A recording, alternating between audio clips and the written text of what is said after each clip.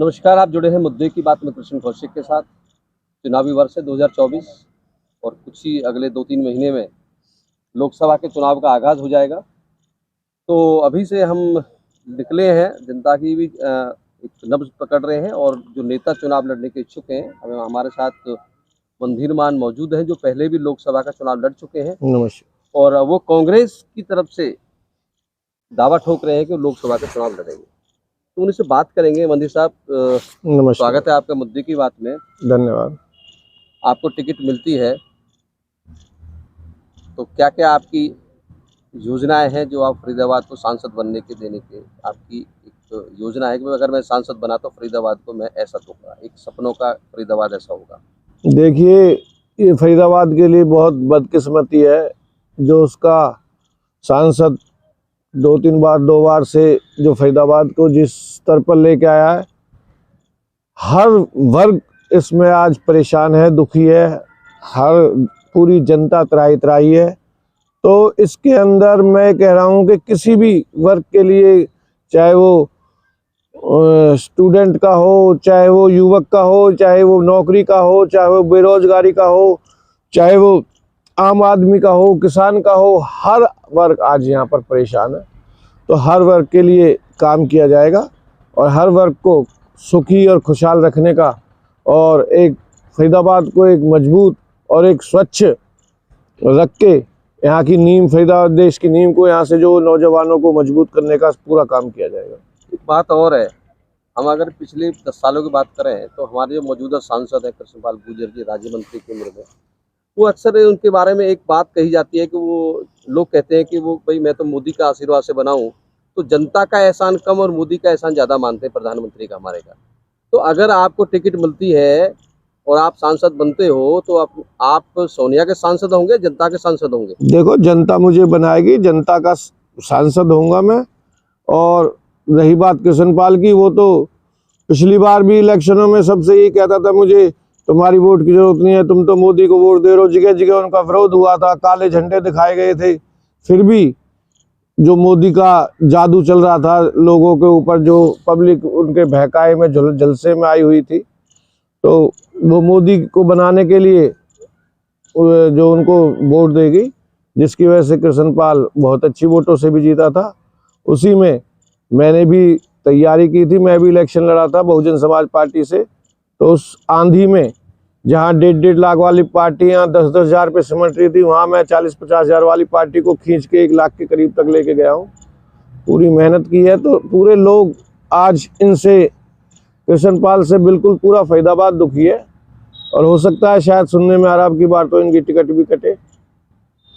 खैर ये तो पार्टी का फैसला। मन साहब, हमारे सांसद महोदय ने एक और वायदा किया था जब 2014 में चुनाव के दौरान जनता के बीच गए थे, तो उनका ये कहना था कि मंझावली पुल जो फरीदाबाद के विकास के लिए लाइफलाइन है, नोएडा को वो जोड़ेंगे।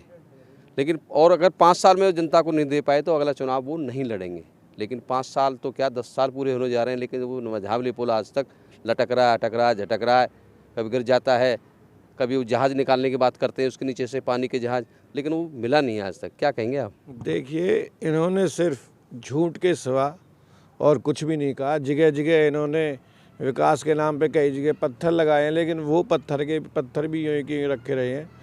10 साल से इन पे मंझावली पुल नहीं बना, जबकि उन्होंने पहले ही कहा था कि 5 साल बाद अगर जो नहीं बना तो मैं अगला इलेक्शन नहीं लड़ूंगा 5 साल के अंदर। लेकिन 5 साल तो क्या 10 साल हो गए, 5 साल बाद भी इन्होंने बेशर्मों की तरह इलेक्शन लड़ा। इनके ऊपर खूब इनके पुतले जलाए गए, खूब इनके ऊपर काला मुँह करके पुतलों को लाठियाँ मारी गई, खूब इसको नकारा भी गया, कई गाँवों से काले झंडे दिखा के निकाला गया। लेकिन फिर भी मोदी की मेहरबानी ऐसी रही। ऐसी वो लोग बहकाए में मोदी के में आए हुए थे। और इन्होंने काम पूरा किया कौन सा है? इनके मैनिफेस्टो में सबसे पहला काम था मदर यूनिट का। फरीदाबाद के अंदर मदर यूनिट लाएंगे।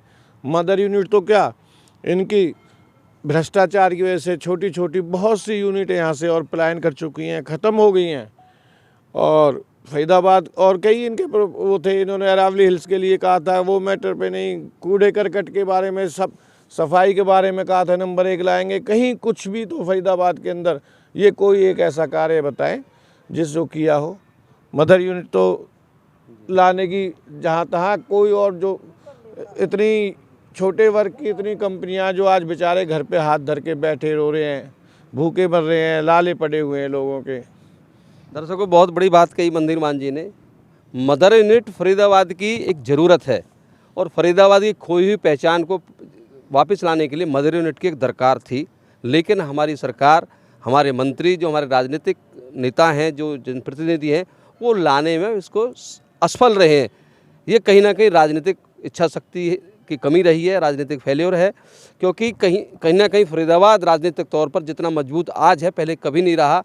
और फरीदाबाद के पास अगर हम इंफ्रा की बात करें तो फरीदाबाद के पास वो सब कुछ मौजूद है जो एक मदर यूनिट के लिए चाहिए। बावजूद इसके, क्योंकि कनेक्टिविटी यहाँ अच्छी मौजूद है, वर्ल्ड ट्रेड सेंटर का सेंटर यहाँ मौजूद है और जो सारी सुविधाएं चाहिए वो यहाँ मौजूद हैं, लेकिन हमारी मौजूदा सरकार, हमारे जनप्रतिनिधि यहाँ पर मदर यूनिट लाने में असफल रहे हैं। क्योंकि ये फरीदाबाद ऑटोमोबाइल की बहुत बड़ी हब है और यहाँ के उद्योगपतियों को अपने माल की सप्लाई के लिए गुड़गांव जाना होता है।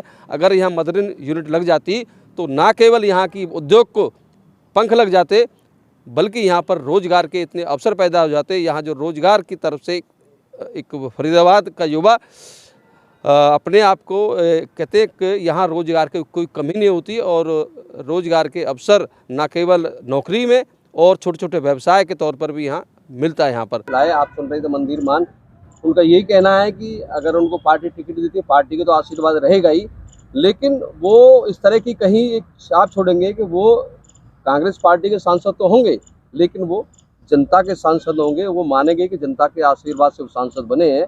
आप जुड़े हुए थे मुद्दे की बात में कृष्ण कौशिक के साथ, किसी और राजनीतिक हस्ती के साथ जुड़ेंगे आपके साथ में। हमारे साथ जुड़े रहने के लिए आपका बहुत बहुत धन्यवाद।